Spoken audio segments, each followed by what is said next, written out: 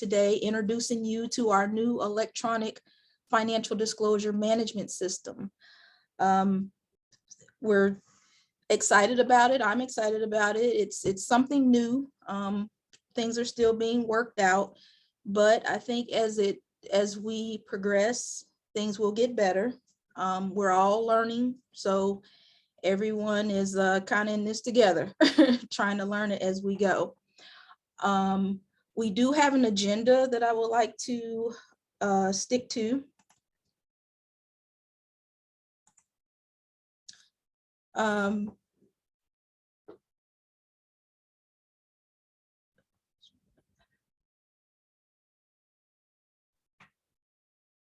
And first, we would like to, we have an agenda that we would like to stick to. I'd like to introduce you to the new electronic filing system. Many of you have hopefully received your registration email to register. I hope you've received the letter. By the number of people that's on here, I'm thinking that you did, because you have the information there where you were able to join us today. If you have had any problems with logging in, we definitely would like to know of that. But we're working things out with that, but everything seems to be running a little bit more smoothly than the last couple of days. So, but anyway, we would just like to introduce you to this new system. It's the new electronic filing system.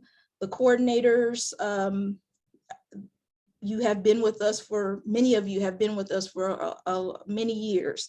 So this is something really new. It sort of mirrors the coordinator portal that we had previously when making your updates, but it is going to be a little bit better because of the fact that you can now log in as many times as you need to check your list and to maintain your list.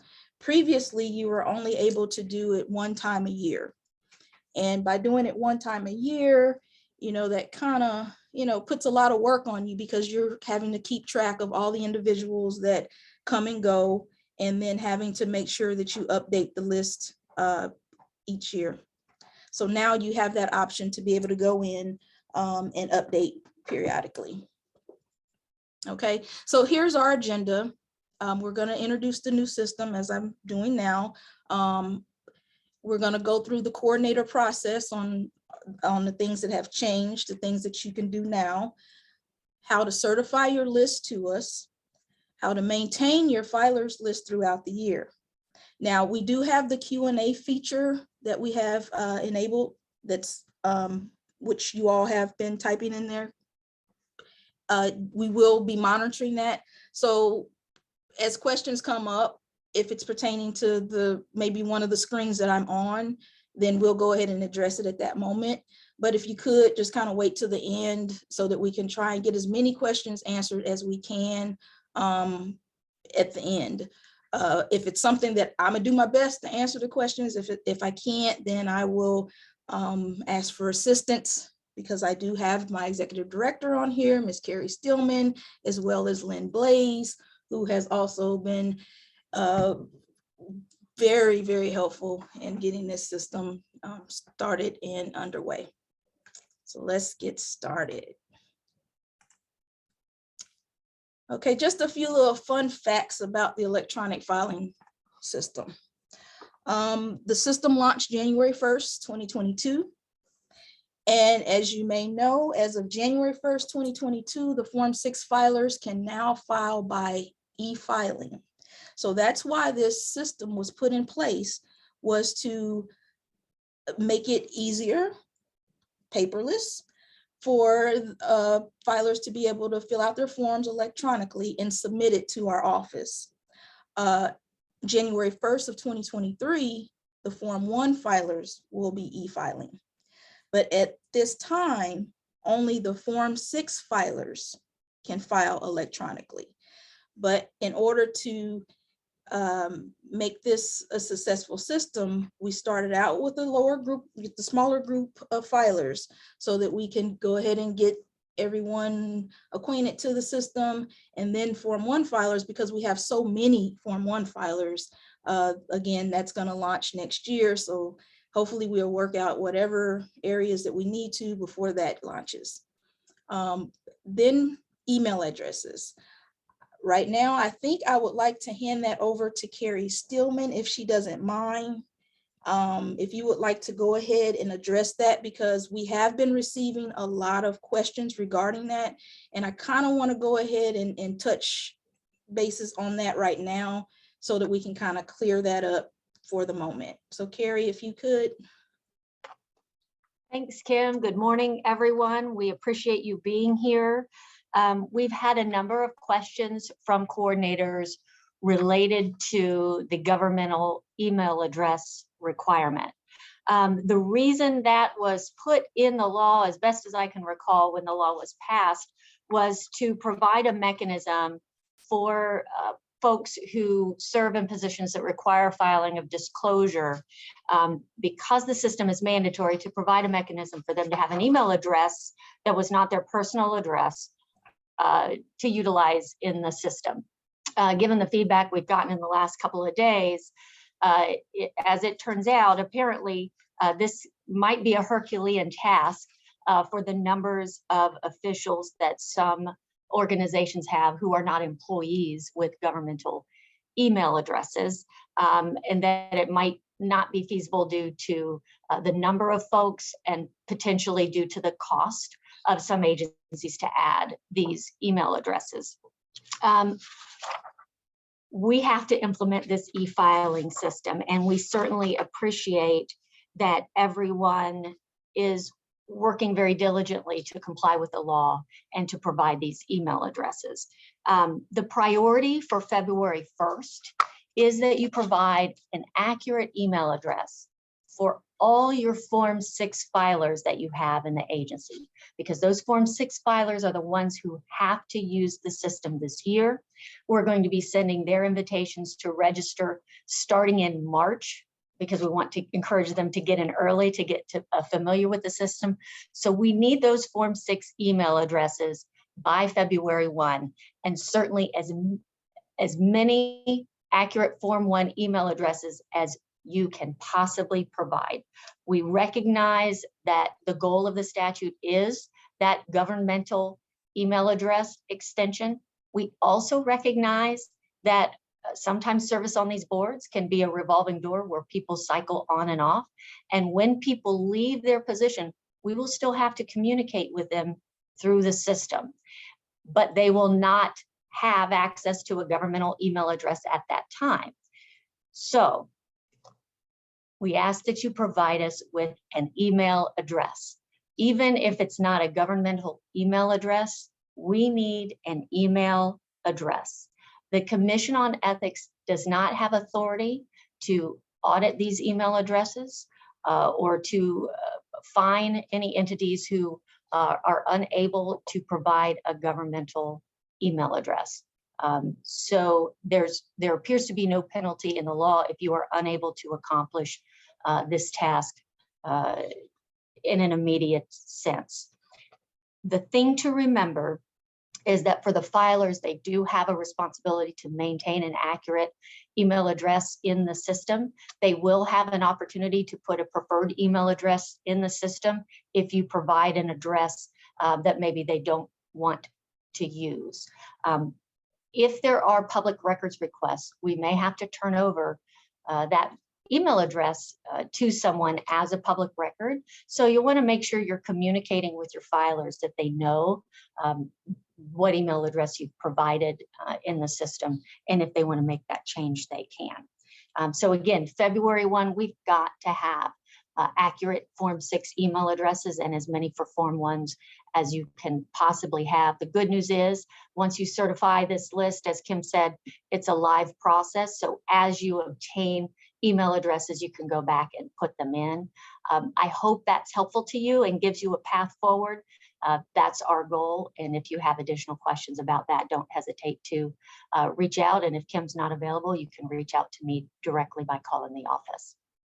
Thank you. Thank you, Carrie, for that. Okay.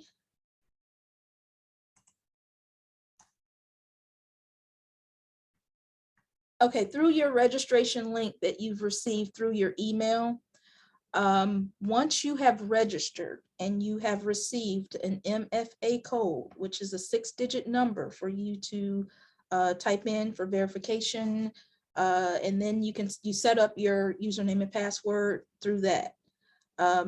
If you're still having problems with that, you can email us or let us know that you're still having problems with that so that we can assist you with helping you get in. But once that is successful, what you would do is it will take you to this page that you're seeing right now. There is a button there to click. I am an organization coordinator. So that's where you would start. From there, you will put in your username and password that you have created. Because unlike the old system where we generated a username and password for you, you can now do that yourself. So now you can do that, and it can be something that you can remember. Make sure I'm sure it's set up to where there's certain characteristics or something that you need to put in there to make it a strong password. So that's a good thing because of the fact that you can create your own username and password. But in the past, we have provided that to you, and and then we lock you out at the end of the year because you're not able to get in any longer once you have submitted your list to us. But now that you are able to go in and out of the system as many times as you can or want to during the year, just to check your list, to make changes to your list, this is great for you to go in and do that. Once you have successfully logged in, you will have this beautiful coordinator dashboard. We have different tiles, as you can see, on your dashboard. The actions tile will have filers requests, organization requests, where you can add a new filer in your official list of filers. Now, any type of request that you have made to our office, when it's in a pending status, it will show a little icon here above it showing that something has been sent and maybe the number of things that are pending for that, whether it's 2 filers, 3 filers, or whatever that you submitted. I did see, and I'll go ahead and address that in one of the questions, that they're unable to certify their list because it's pending review. That has been something that we're working on because of the fact that since you added the filer, the system has detected that it's possibly someone in our system with that same name. So in order to keep us from having so many duplicates in the system, it sends that notification to us so that we can match that person up so that they will only have one filer ID number in our system. So we're working through that. I'm seeing that a lot of coordinators have been out there updating their list. Right now, it's just 2 of us trying to do it, and we're trying to work as quickly as we can to get that, to get those names approved so that it won't hold you up from certifying your list. Okay, so like I said, under this actions tile, this is where you would find your official list. This is the important thing that we need at this time before February 1. Over here are the messages. If you have not submitted your list yet, under your messages, you would see that you have an organization that's required for you to send to us before February 1st.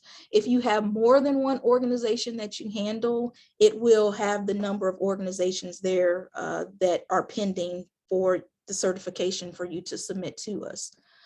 If you have more than one organization that you handle, then it will also show under this tile right here where it says My Organizations. The filer search is of individuals that appear on your list. So now you can go and search your filers and, to either update their record or, or just view. So this is a quick little filer search for you to search people that you have on your list currently. The quick links are more geared towards request. One of the big things now is requests to add an organization. That's if you have more than one organization that you handle. Now that you have this one login, you can just come here and you can request to add an organization. That it opens up a new screen for you. And I don't believe many of you are on here that may have more than one organization. But if you did, then this would be the link to click on. And once it opens up, it will open up with you to have a field to fill in the name of the organization and attach your documentation that we need to review to determine if that board is required to file or not. And once you do that, then that will pop up over here showing that you submitted that request to our office. And once it's approved or not approved, maybe we find out the organization is not required to file, then you'll be notified of that as well. There is a way for updating or adding a sub-organization, but I have that later on in this presentation because I definitely know that there are several sub-organizations like boards that get added throughout the year. And that's, I'll have to show you how to get to that because it's not easily accessible at this moment on the dashboard. Okay, so right now we're going to go ahead and start talking about the certification of your list. So to get to that, you would first click here where it says the official list of filers under your actions title. Once you've clicked that, it'll open up your official list of filers. The drop down for this year should read 2021. 2021 is the year that you're updating for because you need to update your list based upon December 31st of 2021. Okay, so in order to get your list, like I said, make sure it says 2021 here, and then you're going to click on the button that reads View List of Filers.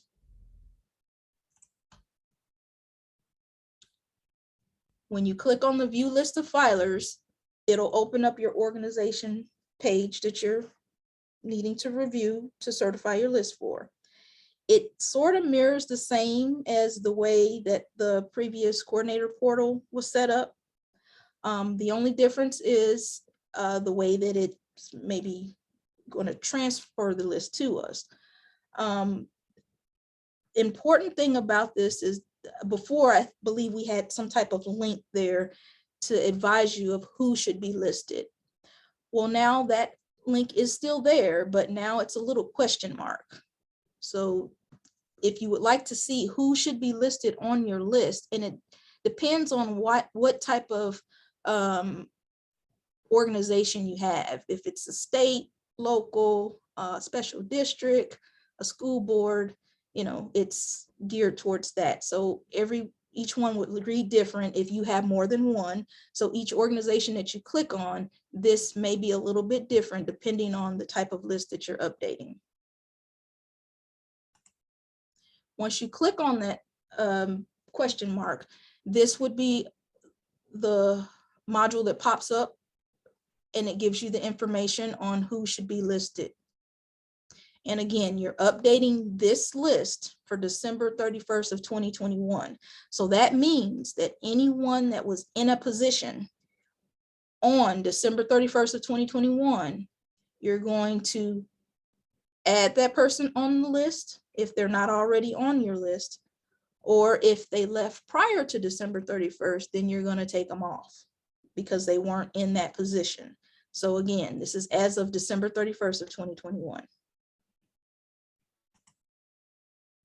Okay, so now in order to get to your list to update, you will see all the different sub-organizations that you handle.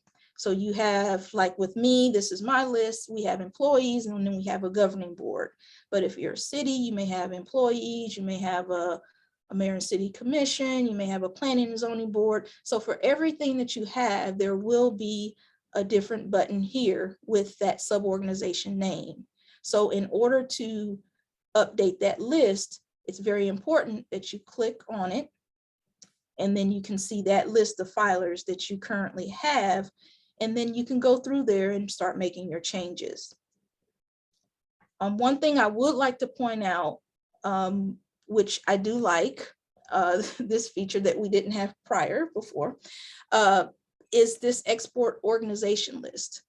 Once you click on that, if you want to, and this will bring in all your, if for your organization, it'll bring in all of your suborgs that you handle. So if you just want to print out an Excel spreadsheet just to see, who are the filers, but, or if you want to just hand it to someone and maybe have them go through it and check mark before that, whatever you want them to do before you start making your updates in the system.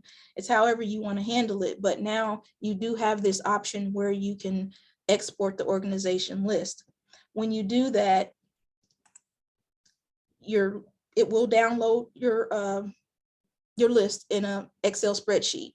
On my screen, it pops up at the top, but I have seen where for some it'll pop at the bottom. So you might need to check on that. I did have someone that I spoke to the other day. I believe it was blocking their pop-up or something. So they had to check with their IT. So if you're clicking this button and you're not getting anything, you might want to either check with your IT to see if maybe it's blocking it, the download, or you could always go to your files and click on downloads and see if maybe it's sitting in there for you to click on it through the downloads from your desktop.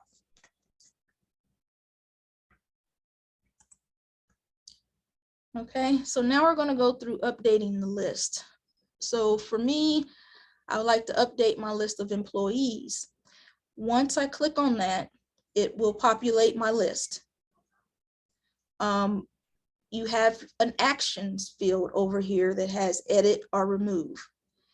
You can edit the filer's record by clicking on it if you need to make a change to the name, to the title, or to the address. Please do not try to overwrite any information with someone else's name. You can't do it that way. Although they may have taken that position, you still want to keep this person's record up to date because of the fact that it has a PID number that's assigned to the individual, as well as because of the fact that this is an electronic filing system now. So that PID number is as long as they're a filer, is going to only be unique to that person, so that it helps with logging in because of their personal information that is there for them to log into the system. If you need to remove a filer, you can, once you click the little trash can icon, a little box will pop up where you can end date the person. This is something a little different, not so much because of the fact that I believe in the old coordinated portal, you could do that, but this is unique because of the fact that with the e-filing system, especially now, if you have any Form 6 filers, if you were to put in an end date for that person, then depending on when it is, then the system would know that the person has left and that they are now required to do a final form, and an email will be sent to them advising them of that they need to complete the 6F, and then they would have to log in to their filer dashboard and the form will be there for them to complete. So this is a good tool. So if you have anyone that has previously, well, with us, with the Form 1 filers, majority of you may have Form 1 filers, it's not going to work the same way right now because the Form 1 filers, that's not going to take effect until January 1st of 2023. But you still need to keep the list updated so that you'll have the end dates there of when the person left. So with that, you would put the end date there and you would choose the reason, and then you would hit remove. Now, what we have found is that once you hit remove, that person is really removed from the list. So you won't see them there. Previously, it was there and you could see it as removed, but with the new system, you can't see the person, but there is a way for you to go back and find them if you need to. I did have someone that I spoke to the other day that accidentally removed the wrong person, and we had to go through and show how to bring that person back. So if you do have that type of error, please reach out to us and we'll show you or walk you through how to get that person back on your list if it's an error. Okay, if you need to add a filer, you would click here to add a filer. But again, remember, this is only for December 31st of 2021. So if you have an individual that started last year that's not showing up on your list, this is the tool to use. You would click on add a filer. Once you do that, you will be brought to an add filer screen.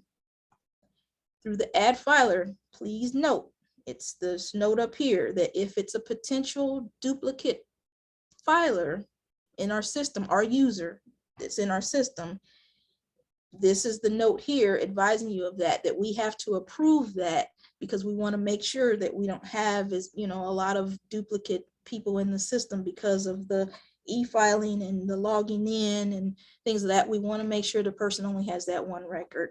So therefore, that little note is there for you as just a reminder. But you would go through and you would enter the person's information. Again, make sure the email address is there, whatever valid email address you have, if you know, whatever, like Carrie has just previously said. So these are the most important, the email and the start date. With the start date, which you didn't have that before, this is because of the e-filing system. When you put a start date in, that will trigger the person's requirement for the year. So therefore, the system will know that this person needs to be, which list the person needs to be on. And so therefore, by you adding now a start date and an end date, going forward with the Form 1 filers, they'll receive the notification to file within that they need to file within 30 days, and they would receive the notification when they leave of the final form to file within 60 days. Once you've made all your updates to this, it does pre-populate the organization name depending on the organization that you're on. If you have more than one organization, you will have to make the selection of which board or which, you know, sub-organization you're adding the person to. And by that, there's a drop down that will appear, and it will either have your employees or whatever board you may have. Then once you've completed that, then you would hit save.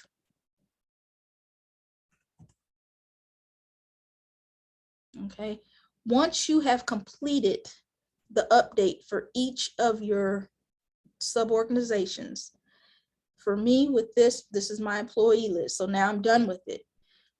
When you're completely finished, you've done everything you could do to update the list, it's very important that you mark as reviewed. When you do that, it gives you a green check mark and a little box up top letting you know that it was successful.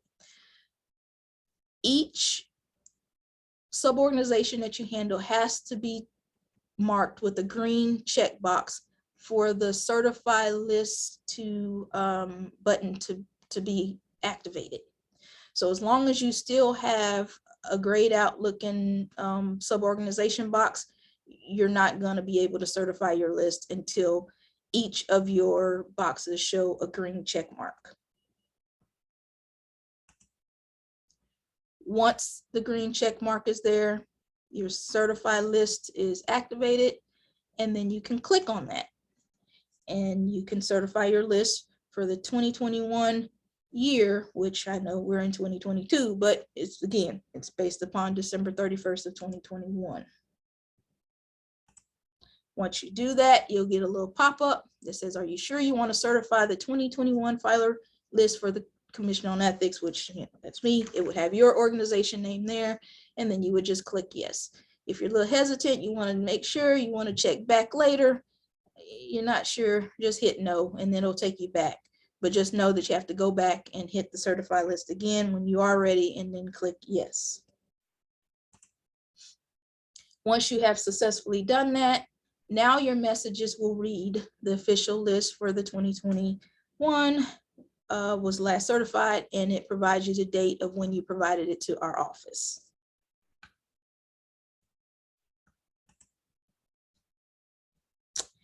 So now let's talk about you maintaining that list for the year.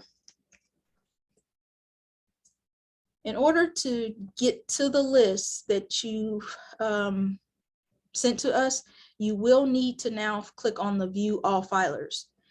When you click on the view all filers, it's going to automatically send you to the 2022 year for this year, because now you can no longer do anything else to the 2021 list. Now it's all about 2022. So if you get any new people that start hired, a new board member or anything, or anyone like that, then you would be able to add them to this list. But first, let me start with, let's say you have a new suborganization, and that's what I was talking about earlier, that's not easily accessible through the dashboard. If you just have a new suborganization, like a new board, a new community redevelopment board or something like that that needs to be added, you can, let me go back a screen here. You can click on this view all filers, and this screen will pop up. At the top, you have all these different little icons here. So if you want to deal with the suborganization, when you click on your suborganization, you can see all of your suborgs that you handle. You can see that, which form type they file, if it requires the ethics training, or if they're eligible for fine, whatever. All that information is there for you now. Previously, you may not have had that information. You just may have just known that they filed a Form 1, but now you can see more detailed information regarding the board. So if you need to request a new suborganization to be added, you would click on this button here. It will then provide you with this module here for you to enter in the name of the new suborganization or the board, and you can drop whatever documentation in and submit it to our office. If it's the ordinance, resolution, creating the board, or whatever documentation that you have, you can just attach it right here. And then once you click save, then it will send to our office, and on your dashboard, it will show that you have some type of pending request. For this one, it will still show under organization because it is technically something to deal with your organization. So you would see a little number maybe that pops up next to the name organization requests.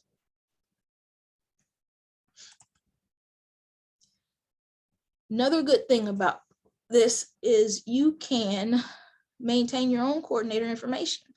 So you can always update your address if you need to, change your email address if you need to, or whatever, to change your title, change only your last name. If you need to change a coordinator, if someone's left, you just need to make some type of change, you've handed the duties over to someone else, you still need to contact our office. You would contact our office, and then we would make the change on our end, and then you would be sent a registration link, whoever it gets assigned to, and then all that information will be transferred over to that person so that they can now maintain the list. Another good feature, you can now have a secondary coordinator. You couldn't have that before. So now you can have a secondary person assigned.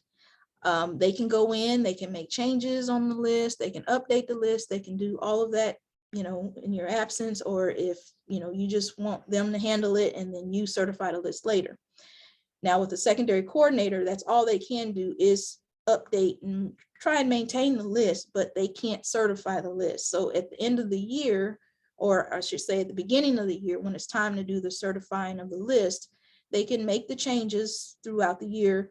You then have to go in and verify whoever's listed as the primary. You still have to go in and you have to still verify maybe the work that they've done, but then you can certify the list and submit it to our office. If you want any of that changed, again, you could always contact our office and we can switch the roles. If you just want to just be the one just to look and see and have the other person submit it, that's fine. Just as long as we have updated coordinator information in our database so that we know who to contact and who is taking care of this list and maintaining it.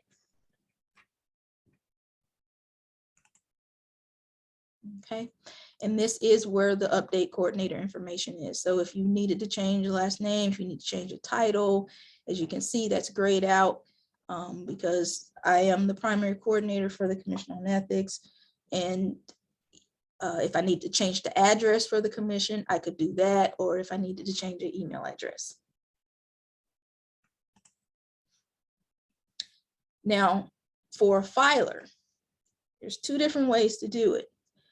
If you have an existing filer on your list, and let's say this existing filer is now serving on another board, the easy way to do that first is just from that home page, click on that View Filers List tab.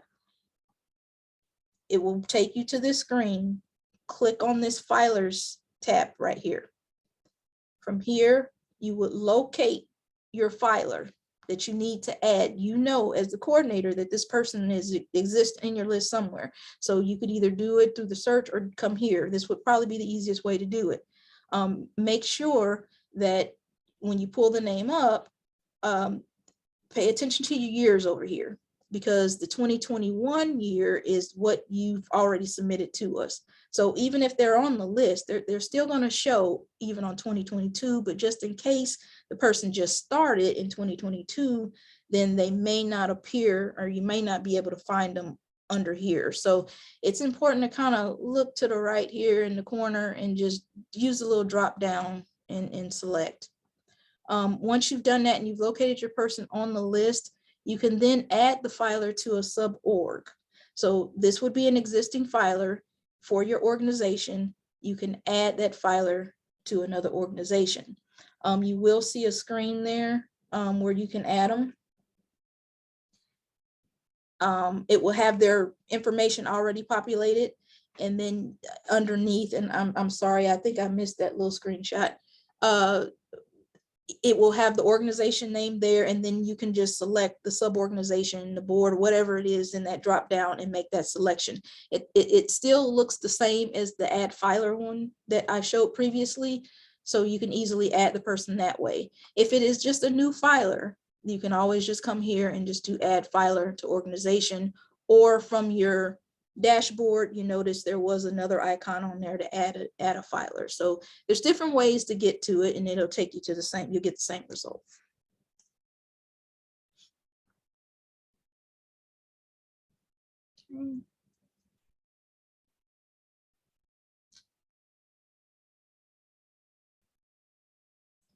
Okay, I think we're ready for questions.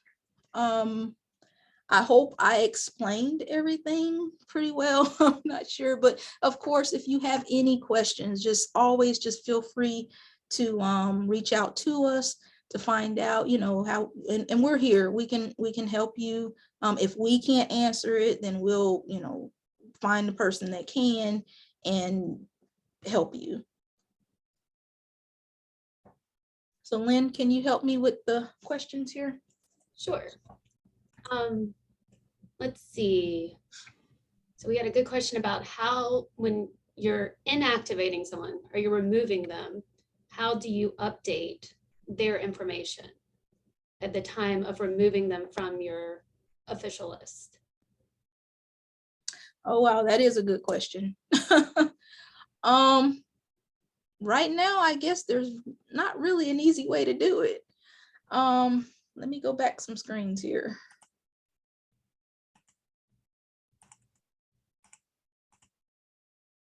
The best way to do it, I'm thinking for right now, and this is kind of, yeah, that may be something that we need to look at for some type of enhancement. But as of right now, the one way that you can do it is first go to your view all filers and then click on that where it says filers up here at the top to locate that filer in your list. Once you do that, then you can click the little eyeball or the edit. Let me get to a page. Hey, and Kim, You can click the little edit. Sam is also available to help if you need. Okay, thank you. Oh, good, great, Sam's on here. Okay, but I'm thinking what you can do is you can hit the edit. Once you click on your filers, then you click the little pencil to edit the person, and you could go ahead and make the edit to their address or email or something at that point. Sam, would you like to address that question further? Sure thing. But Kim, you are correct. So after the certification is done, or you can remove the person, you can always go and edit the information, like their address, email address, or whatever information it is. So you'll go right there where Kim is showing, click the blue pencil, and that takes you to a page for updating whatever you need to update with their info. So Kim, you were right on. Okay, great. Another question has been, so if you certify your list, are you able to go back and change anything? And I think it also speaks, someone else mentioned that they no longer have icons showing in their actions tab. So I'm thinking the list might have already been certified. Yes, once the list is certified, yeah, those icons go away. Now, if it's something that you need to update to that person that's based upon that December 31, 2021 date that you've already certified to us, and you felt to maybe make a little change or something like that, as far as the list is concerned, you can reach out to us, give us a call, and we can resend that back to you, and it'll open it back up for you to make that change. But then make sure you just certify it back to us. So we'll make sure that we have it in the system. This question might be more for Sam. Someone's filer list is appearing blank. They don't see any filers. Yeah, Depends that's on where they're looking at. It could be the year. right. That's right. Yeah, it Might could need more information about that, Kim, exactly. As I previously stated earlier, when you go to your list, especially if you click on the view filers, I'm gonna take you back there. Okay, if you click on this view filers, all filers tab first, if you don't click here, this is just going to take you to this year's list, which is the 2021. But if you click here, you will go to the list and it may appear to be blank, because this up here in the right hand corner will automatically default to 2022. So because the names for 2021 you haven't certified your list, or they haven't rolled over, you will have to click that little drop down and click the 2021, and then you'll see your names there. Now, if you do that and that doesn't work, then reach out to our office and we may have to check into that one. This is not system related as much as questions about certifying the list and who to put on it. So we've had kind of a lot of questions about the difference in a Form 6 and a Form 1. And then also, kind of where is there a list out there of who should be included on their official lists? Yeah, well, the difference with Form 6 and Form 1 filers, Form 6 filers are mainly elected officials that fall under 1123144. So whatever position that person is in, let's say a county commissioner, the governor, a judge, someone in that type of position, or there are certain boards like a Florida Finance Incorporated board or something like that, they're required to do a Form 6 under the statute. So the Form 6, which is launched now with the e-filing, those are the individuals that will start e-filing their forms now, or when they receive their registration links. A Form 1 filer is more of the local elected officials, employees, state employees, specified state employees. I think I said that just a minute ago. State officers is where I'm reaching. And there are certain other boards that require a Form 1. The Form 1 is not as detailed as the Form 6, because the Form 6 filers, they do have to indicate dollar amounts and assets and things like that on their form, which a Form 1 is more of a snapshot of things, but doesn't require any dollar amounts on the form. And what was the other part of that question? Whether there's kind of a list out there that people can use to determine who should be on their list. Yes, that was where I was showing you the who should be listed. This right here. When you go to your certified list, you'll click on that little question mark here. I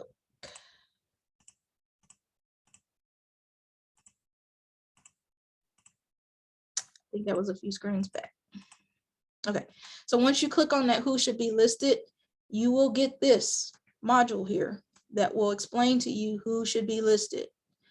And again, it's geared towards whatever organization you are handling. If it's a local, if it's a special district, if it's a school board, it points out certain portions of the statute relating to that.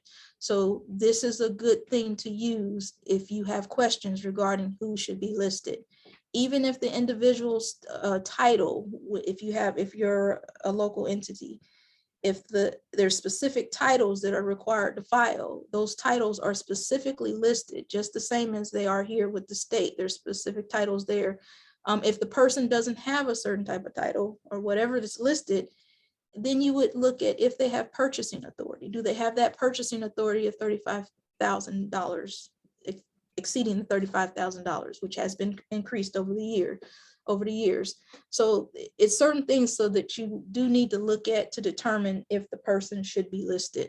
Again, it's either the titles that are specifically there, if they're on some particular board that requires it, a particular board that's specifically listed in the statute, or if they have purchasing authority. And if you still have questions regarding that, then you can reach out to our office or reach out to me, and we'll help you with that. Next, if you could maybe provide a little bit more information about like people leaving at the end of the year and who should stay on the list and who should come off depending on their end date. Right. Again, we're updating this list based upon December 31st of 2021. So anybody that's in the position on the last day of the year is required to be on this list for this year, which is the 2021 list. If the person left, let's say December 29th, or if they left December 28th, they weren't there the last day of December, or they didn't make their official last day, the last day of December, you would then inactivate or remove that person from your 2021 list. Unlike before, with the coordinator portal, again, that person's still gonna exist in the list. It's just how you're gonna go back and find them. So for right now, if you were to remove a person because you've inactivated them, you put the date in as, we'll say December 28th was their official last day, then they're gonna come off your list. But you can always go back and find them in your list by going back to the view all filers. And then you would have to click on the previous year as a drop down to be able to see them. I would like to see that changed a little bit, but for now, that's how you get to the person if you need to see their information. Okay.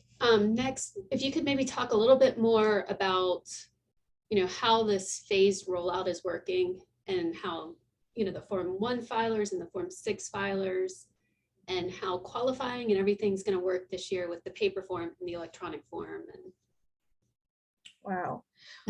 With that qualifying, I'm going to hand that one over to Carrie Stillman, Executive Director. She would be able to answer that question a little bit better than me.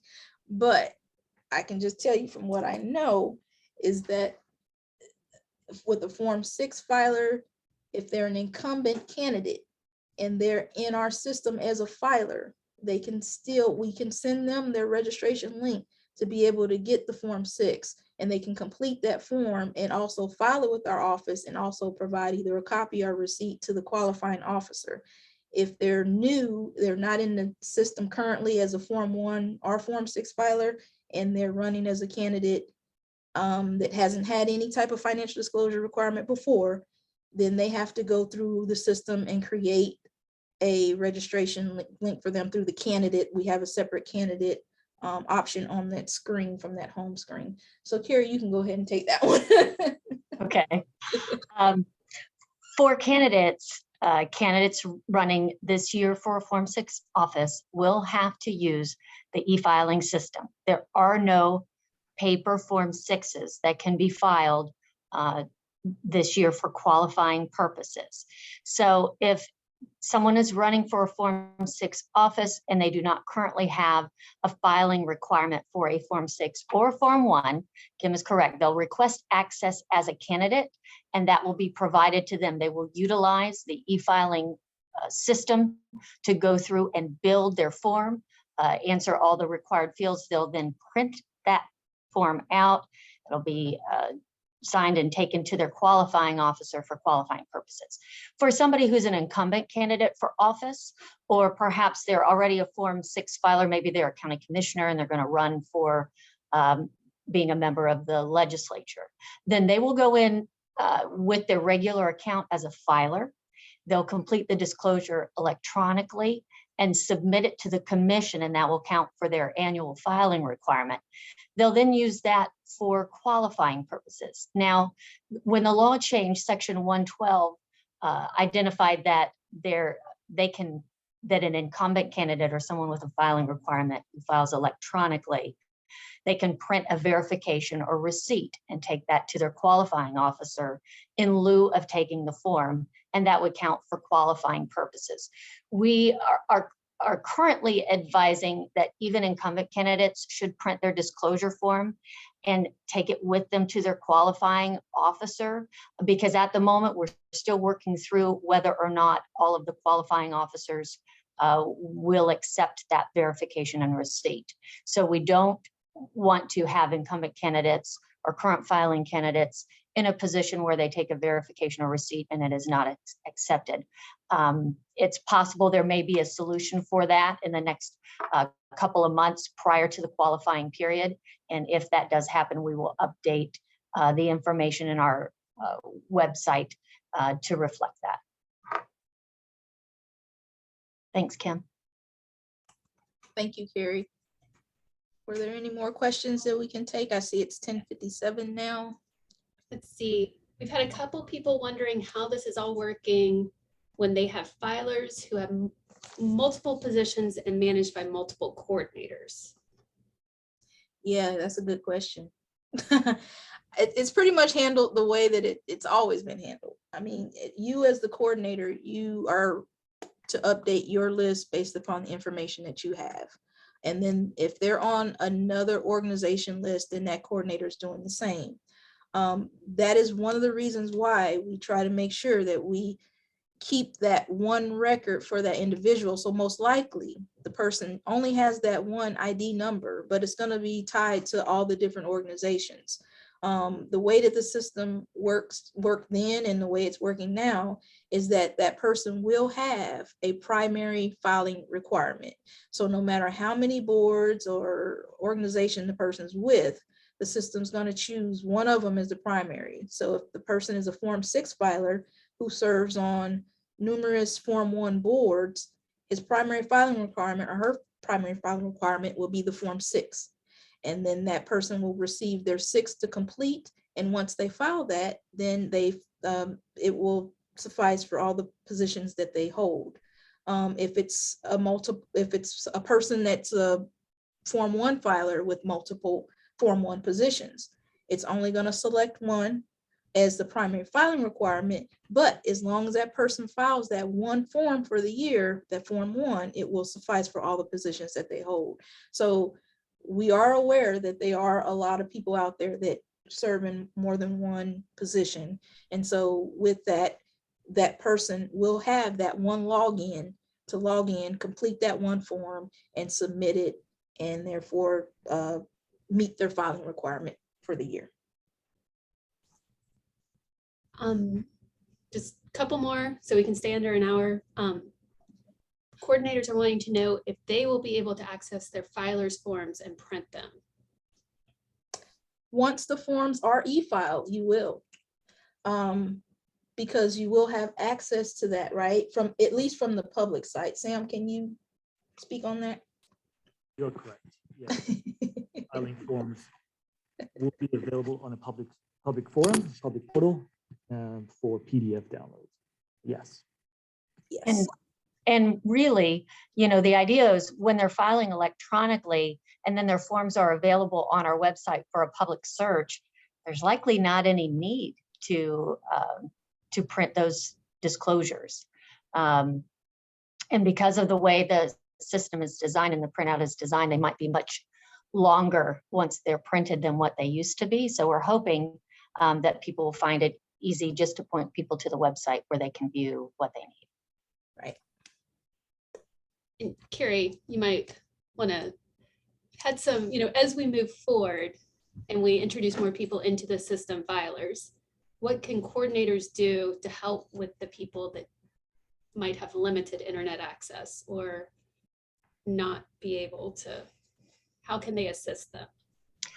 Right.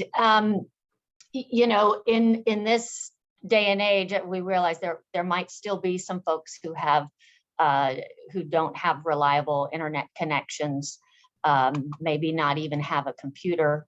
Hopefully your local library would be a place that they could go to do that, or you could invite those people who are serving your governmental agency to come to your office where you can have them sit at a machine and you know, log in through your internet and get their disclosure form filed.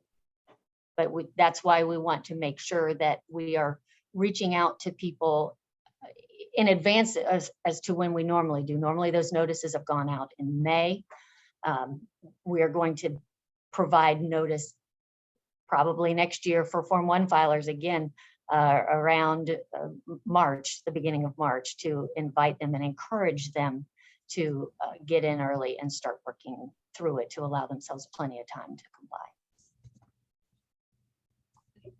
I'd say last two, Kim, just reiterate, if someone has already submitted their list and they want to now go back and make changes, what action they need to take to make that happen, and then also how to add a secondary coordinator.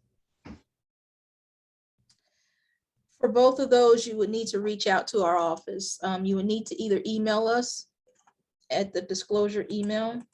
Let me get to that screen.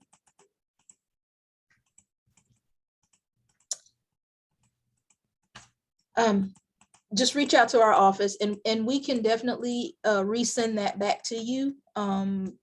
Just like I said, you can email us, you can give us a call and say, hey, I need to make a change to my list. I need it resent to me.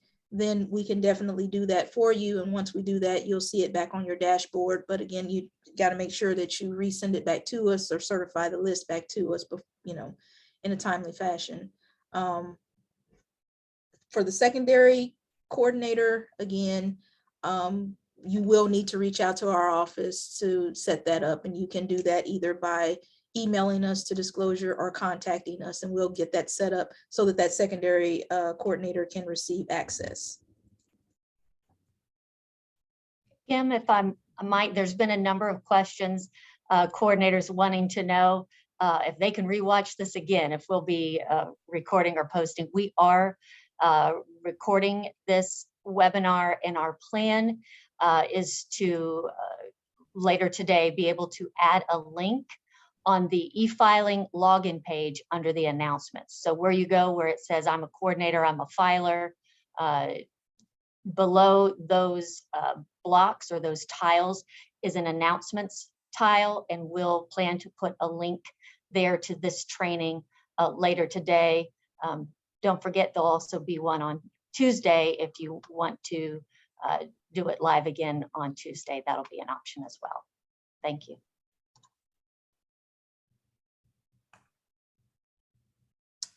Okay, so I see it's 11:04. Do we have any more quick questions, or is there?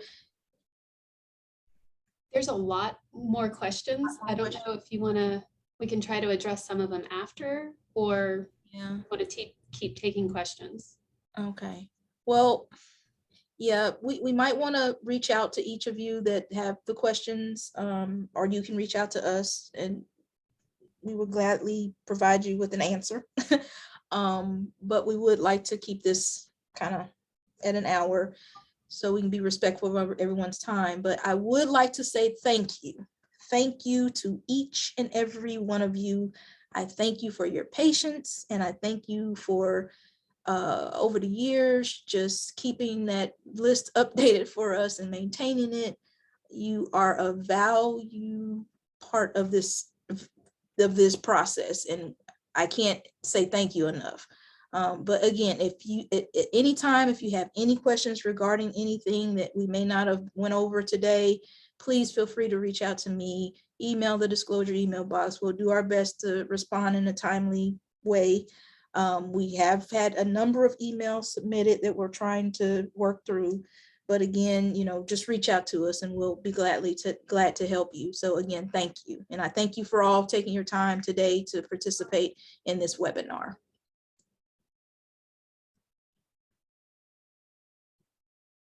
And with that, I guess we can end.